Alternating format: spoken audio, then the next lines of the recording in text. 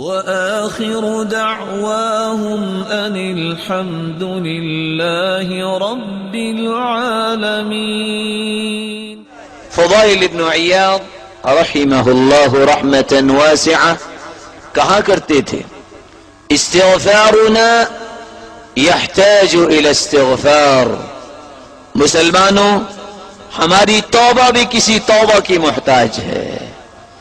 اور وہ کہا کرتے تھے اعوذ باللہ استغفر اللہ من استغفر اللہ الذي لا يصادف قلبا.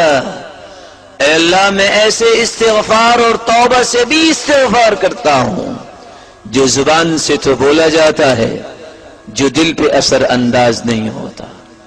ابن القیم رحمت اللہ علیہ نقل کرتے ہیں ان الشیطان قال، شیطان کہنے لگا اہلکت بنی آدم بالذنوب، میں نے آدم کی اولاد کو گناہوں سے ہلاک کر دیا. وَأَهْلَكُونِي بِالْإِسْتِغْفَارِ وَبِلَا إِلَهَ إِلَّا اللَّهِ. لیکن انسانیت کو محسن انسانیت نے جو طریقے بتا دیے ہیں ان کو اختیار کرنے والے لا الہ الا اللہ استغفر اللہ کہنے والوں نے مجھے ہلاک کر دیا.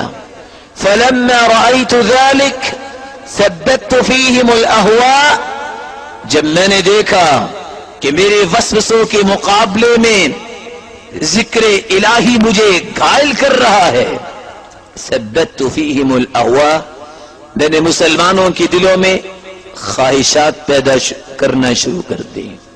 جب میں نے خواہشات پیدا کی اور خواہشات پہ اطمینان دلوا دیا تو مسلمانوں کے اس اطمینان کا فائدہ یہ ملا فَإِنَّهُمْ يُذْنِبُونَ وَلَا يَسْتَغْفِرُونَ. پھر وہ گناہ تو کرتے ہیں لیکن توبہ نہیں کرتے. لِأَنَّهُمْ يُحْسِنُونَ صُنْعًا، وہ سمجھتے ہیں کہ ہم نے نیکی کی ہے، اور برائی کو نیکی سمجھ کے کرنے والا کبھی توبہ نہیں کرتا.